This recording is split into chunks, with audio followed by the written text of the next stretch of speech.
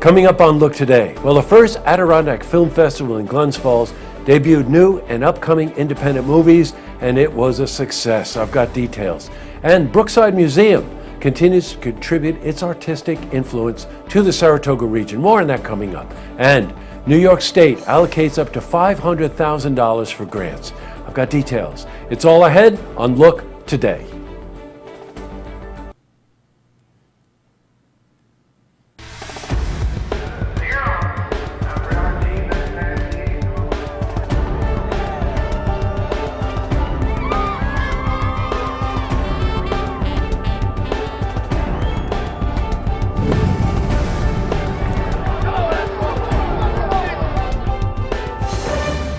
Welcome everyone, I'm Jay Hood Jackson and this is Look Today.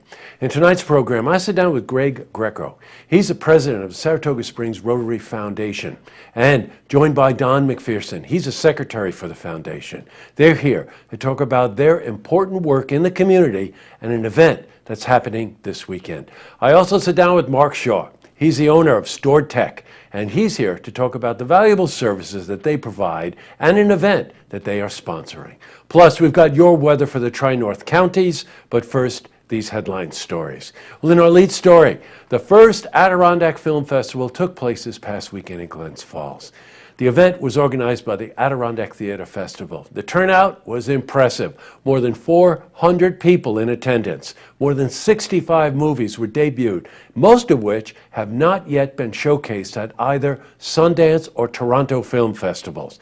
We caught up with Chad Rabinovitz. He's a producing artistic director for Adirondack Theater Festival. Because we didn't expect in our wildest dreams how many people. We ended up having 441 pass holders for the event, and in our 50 viewing blocks, over 2,500 people sat and watched the movies if you added up all total. Congratulations, Chad. You know, the festival proves that a city like Glens Falls can benefit not only culturally, but also financially from such an event. So we spoke to Chad about the benefit that this has on tourism. Certainly 190 Grill and Cinema was packed the whole time. We filled the Queensbury Hotel, Fenimore's over there, and so to see people walking around downtown, someone went during their award acceptance speech, said their acceptance was, "You guys have the best thrift shops." So the filmmakers from out of town, we had people, not just filmmakers, but patrons drive in from Canada, from Philly. We had filmmakers flying from anywhere from Georgia, Florida, LA. So we had people from all over the country and outside even here in Glens Falls, and I think hopefully we put our best foot forward for this. Congratulations to Chad and everyone involved in making that film festival a success. In other news, well, Brookside Museum in Ballston Spa is instrumental in bringing the arts to the Saratoga region. And the Museum and Historical Society is located in Ballston Spa. The current exhibition is called Journeys, showcasing art that is inspired by one's travels across the world. Now, the building itself, by the way, was originally a hotel built in the 1700s. We spoke to Kathleen Coleman. She's a curator for the Brookside Museum about some of the upcoming events. We do some great programming. We have a lecture series coming up in November, every Thursday in November. I think the lectures are at 7 o'clock at night, and that should be on our website. Now that the summer's over especially, make it a point to go down to the Brookside Museum. It's a wonderful space, and the building itself is actually an artwork itself. Switching from news to weather. Today saw temperatures in the low 50s with some sunshine. Let's see how the rest of the week is shaping up. For a more detailed look at our weather, let's head to the Glens Falls Weather Center for a look at your first forecast.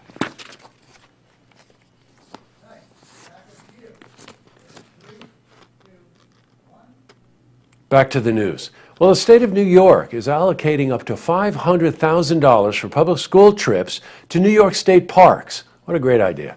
The allocation will allow public parks to offer grants to qualified schools. Now, the grants will be available to kindergartners up to 12th graders. And by the way, New York State has 180 state parks and 35 historical sites. Up next, I sit down with Greg Greco. He's the president of the Saratoga Springs Education Foundation. And we're joined by Don McPherson. He's the secretary for the foundation. They're here to talk about their important work in the community and an event that's happening this weekend. I also sit down with Mark Shaw. He's the owner of Stored Tech. He's here to talk about the valuable services they provide to the community and an event that they are sponsoring. But first, have you seen who's happening? You want to share a story idea? How about join us for an interview? Give us a call on the hotline. The number is 798-8000.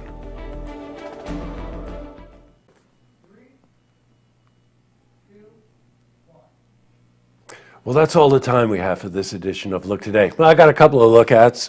I don't know about you, but yesterday I did not expect to see the sun. So yes, the sun came out. Yes, I went for a boat ride on Lake George. Yes, I jumped in the lake. And yes, it was freezing cold.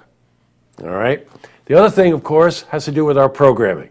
We're getting a lot of response to the recording of the congressional debate we did last week, and also the two special editions of Beyond the Headlines. One of them featuring Senator Betty Little and Steve Rusbacki for the Senate seat, and the other with Dan Steck and Robin Barkenhagen for the Assembly seat. We also did an interview on Friday with Kerry Werner, and we're expecting to do an interview this week with Elise Stefanik. You know, it's this kind of programming that I really encourage you to tune into, either on the television station or online, because it's very informative stuff. There's no attacking. It's just about the people and the issues, all right? All right, tonight on Look TV, it is one of those editions of Beyond the Headlines and Tracks. And don't forget, tune in tomorrow night for the stories that matter to you. Good night, everyone.